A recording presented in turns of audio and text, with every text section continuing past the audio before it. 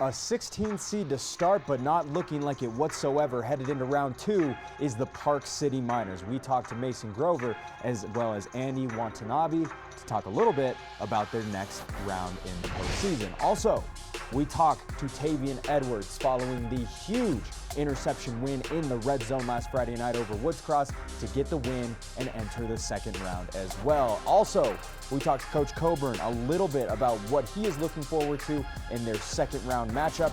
And finally, we talked to the Wasatch girls volleyball team as their season comes to a close. It's a brand new episode of the Scoreboard, and it's coming up right now.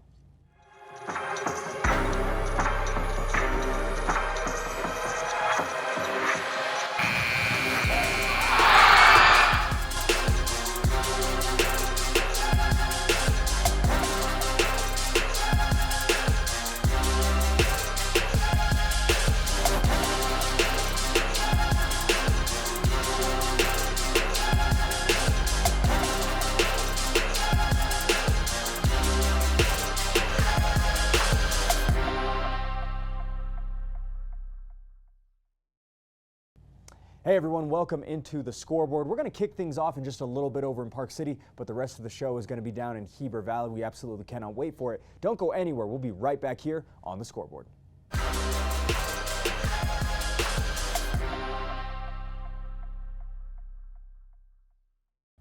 Well, it was supposed to be probably on paper the closest game of the entire first round of the playoffs. It was Park City versus Timpanogos, but it wasn't that case whatsoever. 28 points in the first half, a 35-14 victory over Timpanogos, and Park City is headed into round number 2 against a tough-as-nails Lehigh team. I talked to a couple of players about the game as well as what they're looking forward to this Friday night. Hey everyone, right now we are joined by the famous Mason Grover, and Mason, you absolutely balled out tonight. How did the night go for you? We came in just, really wanting to execute, and, we're not going to take any opponent for granted, but our main focus this week was, play our game. We weren't making a ton of adjustments for them. We just need to go out and see what we could do. 6-0 at home this year, and so it just goes to show how dominant this team has been here at home. Is it going to be tough to be on the road next week against Lehigh? I mean, it's going to be tough no matter what. Lehigh's Lehigh, they're a good opponent, but, we're not going to let anything affect us, and, win or lose, we're still going to put 100% into it. So. What was it about tonight that you were just seeing the field so well? A couple of touchdowns, 3 touchdowns, 1 was called back. Either way, what was going on tonight? What were the openings like? What were you seeing out there? Shout out O-line. Obviously they were doing a great job, but main thing I focused on was just being calm. Everyone likes to get hype. Everyone likes to get excited, but I really focused on staying calm and, keep my mind clear, and I think that helped me read a lot better today. You came in the 16 seed. Timp was the 17 seed. Did you feel kind of almost what did you think about the seeding, I guess I should ask? I think we got robbed a little bit. I don't necessarily agree with it, but, like I said, we're not going to let that get in the way. We're not going to play with less intensity just because of that. So, we're going to go out. Going into the game, were you almost kind of happy that you were playing Timp, though, considering that you were significantly the better team, beating them 35-14 tonight? We just take it 1 week at a time, but any opponent, we're still going to go out there. And, I don't think we got the best luck with seeding, but, we're trying to not let it affect us at all and just go play our game. How do you get a win against Lehigh next week? What are the keys? What do they do well, and what do you need to make sure that you can adjust to in order to get the win against the number 1 seed? We haven't looked at a ton of film yet.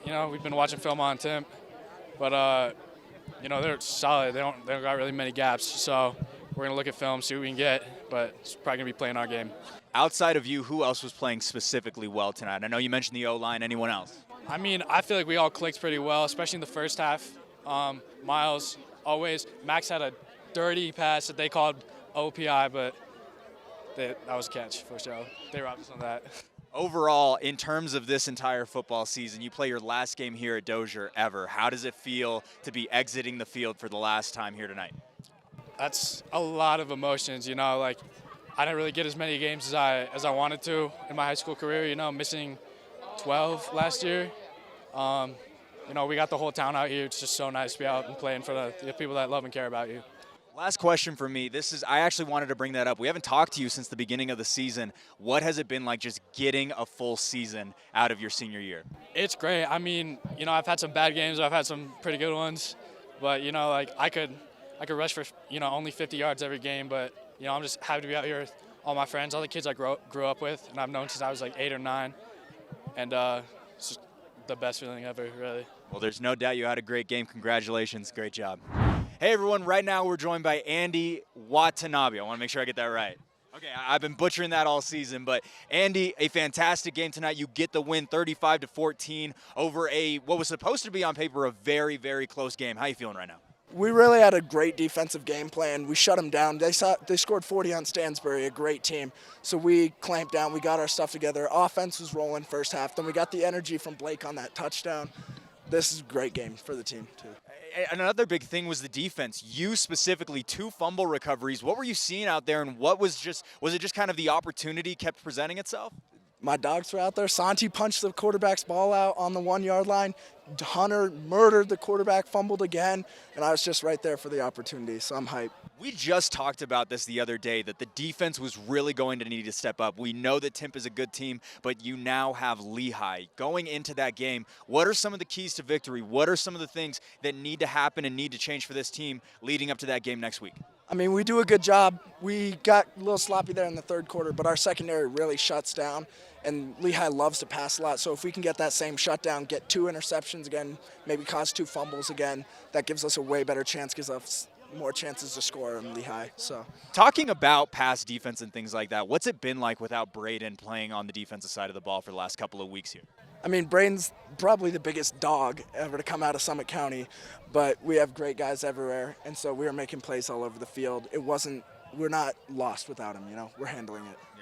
In terms of seeding, I think a lot of people, I just talked to Mason, and he agreed that he thought that a 16 seed was a little harsh on this team. Where do you feel like you should have been seeded going into the playoffs? Top 10, easily. I think they wanted to hate on our record, but we had blowout games. Like, if you watch our games, we weren't coming from behind on every win. We were dominating through the game, So I think that should have given something in our playoff bracket.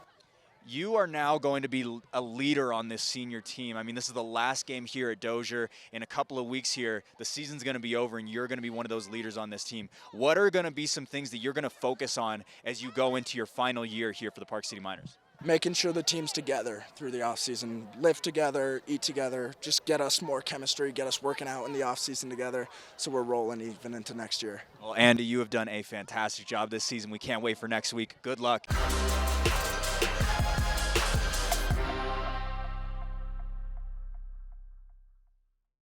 Well, if you look up clutch in the dictionary, I think after last Friday, you got to see a face of Tavian Edwards. What an opportunity for him as he picks off the game-winning touchdown pass and comes away with the win for the Wasatch Wasps as they pull away 28-27 over Woods Cross. I talked to him a little bit about the biggest moment of his varsity football career. Hey everyone, right now we're joined by Tavian Edwards, who last Friday had one of the most spectacular plays of the entire season, and I think maybe the most clutch play of the entire season. Tavian, how you feeling, man? Pretty excited. It was a big win for the team. I was a little nervous going into the game because, it's my first ever start in a playoff game, and, I just showed out. That's kind of one of the crazy things about this story. I mean, all season you've been an absolute ball hawk, but you are a sophomore. You're super young. And so what do you think about just being, you're still going to have 2 more seasons after this, but how do you feel like you've been playing just as a sophomore? I'm happy with how I've been playing. I know I could always do a little bit better, but as of right now, I'm very excited for my future and seeing how I'm going to succeed, but I always just got to work harder. Yeah, so let's go back to Friday night. So let's just kind of lay it out here. So you're up 1 point. It's about a minute 20 left, and they're in the red zone. They're 5 yards away, and they throw and they do a passing play, and you pick it off. And what was going through your head? Walk us through what was going on in your head. So before the snap, I was thinking in my head, they're not going to throw the ball, and if they do, it's not going to be a completion, no matter what. That's what was going through my head. And when they roll it to my side, I was like, oh, I'm fine. I was thinking already a little bit okay, it's game over. And they threw it to my side, and I had the flat, and there was a corner, and I just jumped the corner, caught it, no hesitation, just took the knee, and I was like, it's game over. And that was actually a real, like, to think on the fly like that. You took the knee immediately. That was a really, really good call. Was that something that was almost instinctual, or was it like, oh shoot, like I don't even realize that I did that? Well, I was kind of, I think a little bit before game, pre-game, pre-snap, I always know what I'm going to do. But, I mean, after I look back on film, if I were to take it, if I were to run, I probably would have had a 105-yard touchdown. But, I mean, I'd rather take the go to the next round in the playoffs than get a touchdown and prevent maybe an overtime after. Yeah, I mean, you did exactly what you were supposed to do, and we couldn't believe it. I mean, seriously, when I saw where you guys were at in the red zone, I was like, oh, shoot, like if they give something up. And then, lo and behold, you're the one that picks it off. I mean, it was almost like the Seahawks-Patriots Super Bowl. I mean, it was unbelievable. What were the teammates saying? What were the coaches saying? What was going on the sidelines? I mean, it must have been bananas. Everybody was just completely shocked. Like, I mean, even when I took the knee, I was like, all right, what just happened? And then I was like, wait a minute, we just won the game. Like, oh my gosh. And then I went to the sideline, everyone's hyping me up, and then Coach Roberts is like, hey, get back on the field, you ought to go on offense. I was like, oh, all right. And then once we celebrated, hundreds of people were just coming up to me and talking to me about what's going on. It's seriously, I mean, what has it been like post? I mean, just walking around the school, I mean, you're the reason you're practicing today. I mean, I really believe that. Yeah. I mean, a lot of my friends, kids I don't know, teachers I don't really know, are all coming up to me saying, like, thank you.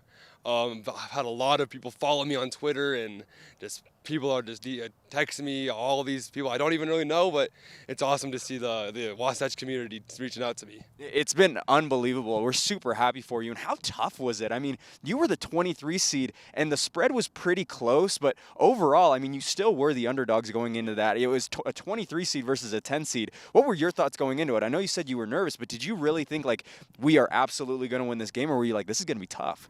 I mean, what goes through my head is no matter what team we play I think, yeah, we're going to win. If I do my job, and if Caden Luke does his job and Crew Erickson does his job, we're going to win no matter what. And I think on the defense aspect, we did that. Every single play, we had somebody doing their job 100% of the time, which is why it was such a defensive battle during the game. So now you have a big game against Spanish Fork. You get a rematch. You lost to them 20-53 just a couple of weeks ago. What are going to be the keys? What do you need to change in order to have a better game this time around? We're going to have to stop their run game for sure. The run game is going to be a big stop for us. If we can stop the run game, it's going to be a battle. It's going to come up to our offense, see if we could score. I think I'm feeling pretty confident, very confident about this game. How tough was it overall playing them the first time, and do you think that you have some changes and some adjustments that are going to make it a much closer game and potentially pull out with a win here? Their first game we played, they didn't really roll out to my side. They didn't throw the ball to my side that much, and I'm hoping they're going to throw it more because last time we played them, I was playing safety. This week I'm playing corner against them, so.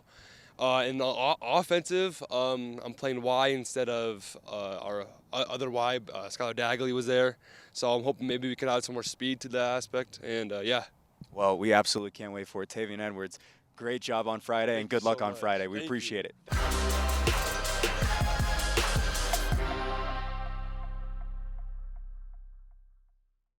Well, we're not done with Wasatch football just yet because they've got a big game this Friday night, and Brent Martindale wanted to talk a little bit about their victory on Friday, but also the one that is coming up in just a couple of days. Here's Brent Martindale and Coach Steve Coburn.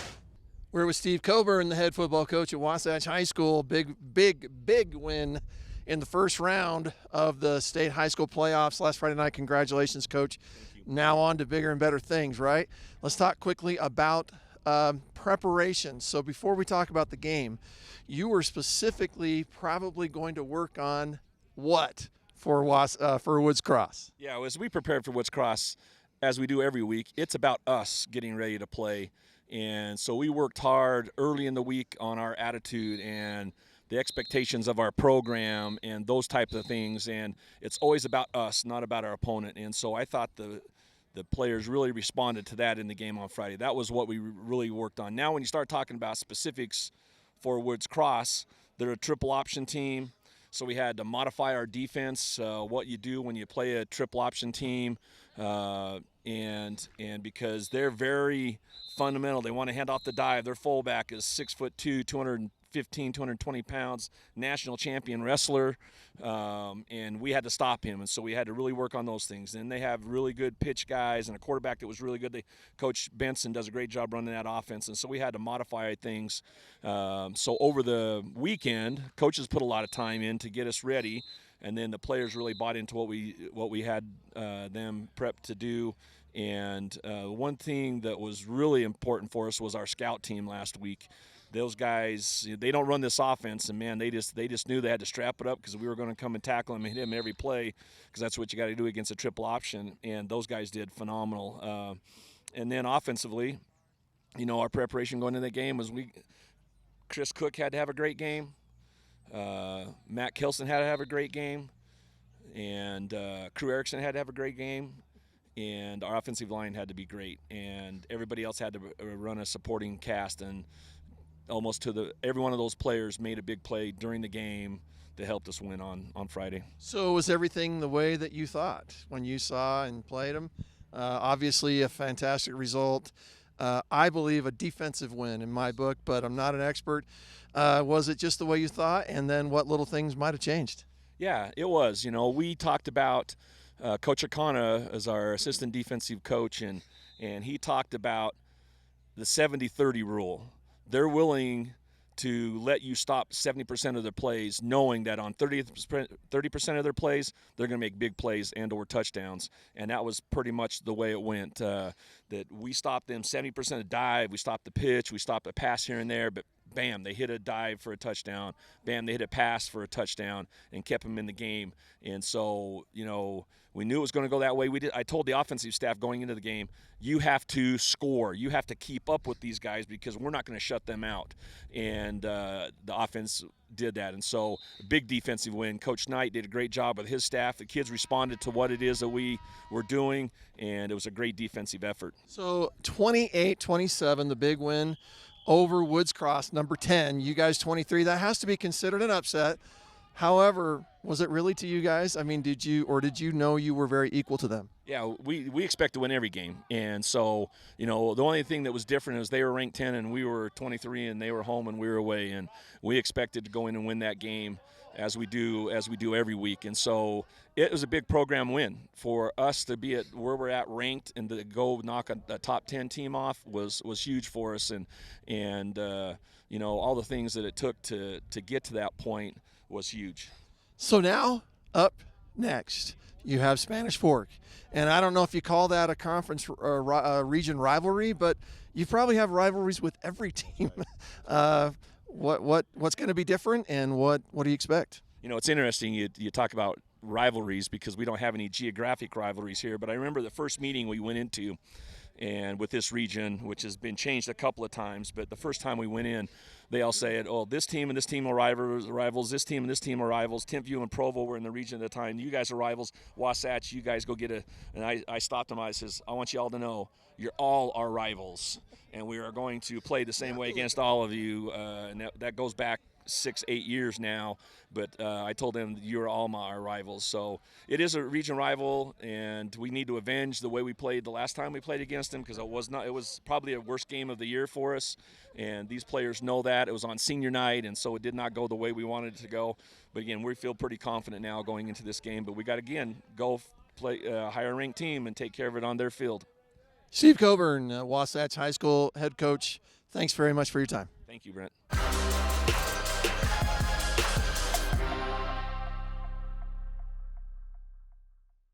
Well, it was the final game of the Wasatch girls volleyball team just last week, and I had the opportunity to talk to one of their senior captains about the season and what's to come for her and her volleyball career. Let's take a look. Hey everyone, right now we are joined by Anna Zollinger following the final Wasatch girls volleyball game of the season. And Anna, it ends kind of bittersweet, but how are you feeling right now? I'm feeling really proud of myself and my team this year.